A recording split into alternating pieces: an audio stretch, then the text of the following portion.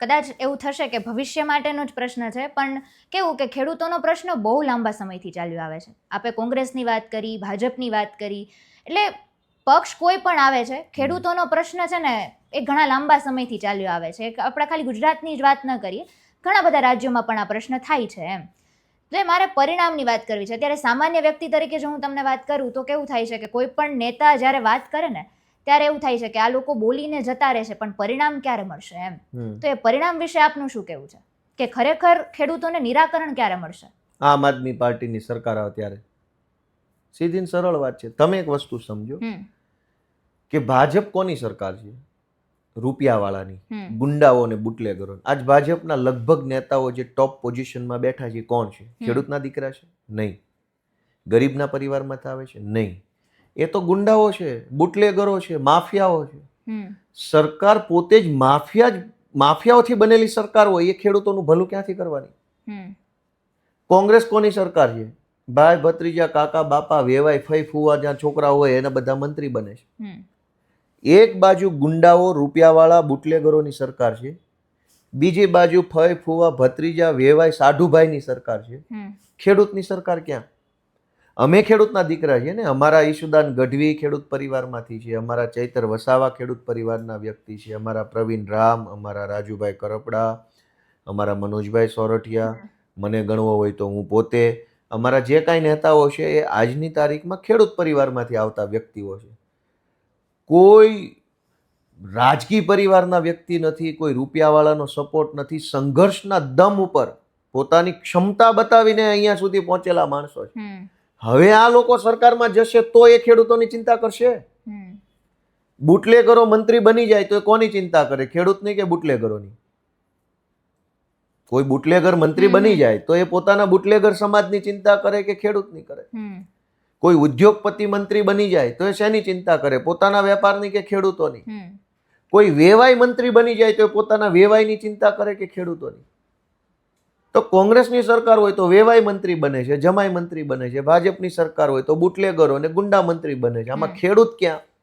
અમારી સરકાર આવશે તો આ ખેડૂતના દીકરા, મેં તમને જે નામ આપ્યા, એ મંત્રી તંત્રી બનશે. સ્વાભાવિક છે કે એને પોતાના માય બાપ ખેડૂત પ્રત્યે લાગણી રહેશે તો સારામાં સારું કામ કરશે. જેમ પંજાબમાં કરે છે, જેમ દિલ્હીમાં કર્યું, એમ ગુજરાતમાં શક્ય છે.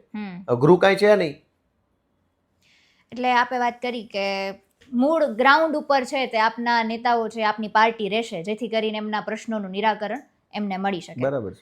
પણ આપે વાત કરી કે અત્યારે ગુજરાત સરકારે હમણાં જ ખેડૂતો માટે જે રાહત પેકેજ જાહેર કર્યું છે, તો એ વિશે એને કેવી રીતે જુઓ છો? હમણાં ગુજરાત સરકારે જે ખેડૂતો માટે મજાક પેકેજ જાહેર કર્યું, એ મજાક પેકેજમાંથી જો ખેડૂતોને ખરેખર જે સહાય મળશે, એ સહાયથી ખેડૂત આત્મહત્યા કરવા માટેની દવા ખરીદી શકે એટલા રૂપિયા મળશે. કેમ કે સરકારે જે જાહેરાત કરી એ પ્રમાણે 2-3 હજાર રૂપિયા હાથમાં આવવાના છે. 2-3 હજાર રૂપિયામાં તો ઝેરી દવા મળે આત્મહત્યા કરવા માટે. ખેડૂતને નુકસાન ગયું છે 2-3 લાખનું, સરકાર આપવા માંગે છે 2-2.5 હજાર. તો એ રાહત પેકેજ કહેવાય કે મજાક પેકેજ કહેવાય? તો આવું મજાક પેકેજ જાહેર ન કરવું જોઈએ.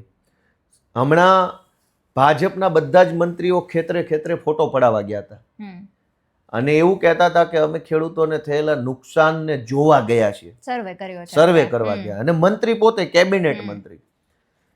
અત્યારે જે કૃષિ મજાક પેકેજ જાહેર કરવામાં આવ્યું છે એની અંદર સરકારે મજાકની એવી જોગવાઈ કરી છે કે 2 હેક્ટરની મર્યાદામાં સહાય આપવામાં આવશે.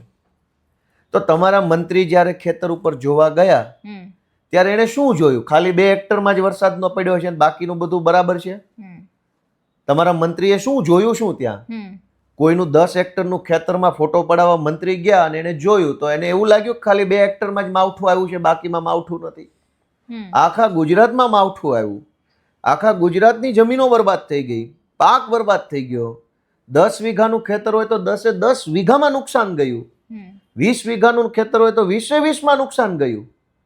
તો સરકારના મંત્રીએ નજરે જોયું કે આખું ખેતર બરબાદ થઈ ગયું છે, તો પણ સરકારે નક્કી એવું કર્યું કે 2 હેક્ટરની મર્યાદામાં સહાય મળશે.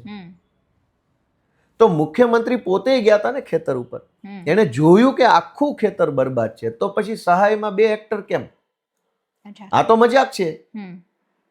બરબાદ નુકસાન 100% છે તો વળતર 2 હેક્ટરનું કેમ? મને નથી સમજાતું. આ તો મજાક છે કે નથી ભાઈ? તમારે યા તો ન દો તમે, કઈ વાંધો નહીં, તો ધરતીપુત્ર છે, બધું કરી લેશે, કેપેબલ છે, એવું કાંઈ સરકાર હશે તો જ હશે એવું નથી. દેવું હોય તો સન્માનપૂર્ણ રીતે કંઈક દેવું જોઈએ, નહીતર આવી મજાક ન કરવી જોઈએ. 2 હેક્ટરની મર્યાદામાં જે રકમ મળવાની છે એનાથી માત્ર ઝેરી દવા ખરીદી શકાય એમ છે. બીજો કોઈ ફાયદો હું નથી માનતો ખેડૂતને થાય.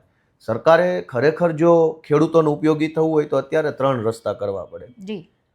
1 હેક્ટર દીઠ 50,000 રૂપિયાની સહાય પહેલા તો તાત્કાલિક ખેડૂતોને ચૂકવી દેવી જોઈએ, અને એમાં મર્યાદા નહીં, કોઈ જેટલા હેક્ટર જમીનમાં નુકસાન એટલા હેક્ટરનું વળતર.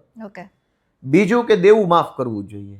અત્યારે જે આ વર્ષનું જે ધિરાણ લીધું હોય મંડળીમાં એ જે સરકારે માફ કરી દેવું જોઈએ, કેમ કે ભૂતકાળમાં 16 લાખ કરોડ રૂપિયા ઉદ્યોગપતિના સરકારે માફ કર્યા જ છે. લોકસભામાં નાણામંત્રીએ આંકડો આપ્યો છે, મારા ઘરનું નથી, કે 16 લાખ કરોડ રૂપિયા ભાજપની સરકારે પોતાના ભાઈબંધ દોસ્તારોના માફ કર્યા ઉદ્યોગપતિ. તો ખેડૂતોને 2-2, 5-5 લાખનું જે કાંઈ ધિરાણ હોય એ માફ થઈ જવું જોઈએ. ને ત્રીજું કે હવે જે મગફળી અથવા સોયાબીન પલળી ગયા છે, ઉગી ગયા છે, એ પલળેલી મગફળીને ટેકાના ભાવમાં લઈ લેવી જોઈએ સરકારે, તો ખેડૂતને કાંઈક જીવન જીવવા જેવું રહેશે. નહીતર જે ઓલા કૃષિ મજાક પેકેજના પૈસા છે એનાથી દવા લઈને મરવાનો વારો છે, બીજું કાંઈ ફાયદો છે નહીં આમાં. સરકાર ભલે જાહેરાત મોટી મોટી કરે, વાત આટલી જ છે. પણ આ આપે જે રીતે વાત સમજાવી એ અત્યારે ખેડૂતો પણ આ વસ્તુ સમજી શકે છે ખરા? ખેડૂતથી વધુ સારી રીતે બીજો કોણ સમજી શકે? તકલીફ જ એ છે ને, જે ખેડૂત સમજે છે એ ગાંધીનગર વાળા નથી સમજતા.